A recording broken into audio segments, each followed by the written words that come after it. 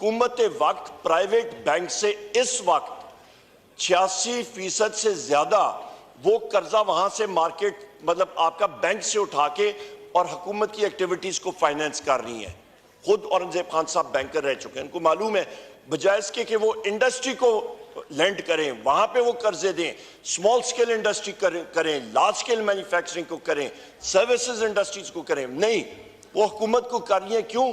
क्योंकि आंखें बंद करके हुकूमत के पास रिस्क नहीं है, उनको देके और हुकूमत चाहती है और वो उठाती है, पीछे आपका इंडस्ट्री बंद हो जाती है। आप जनाब स्पीकर सर्वे आप फिगर्स ले लें, एक साल में प्राइवेट सेक्टर क्रेडिट जो कर्जा प्राइवेट सेक्टर को निजी शोबे को दिया जाता है बैंक्स की तरफ से 86% उसमें कमी आई है। इसका मतलब है आपने जो आपको वो कहते हैं the golden hen that lays the golden egg,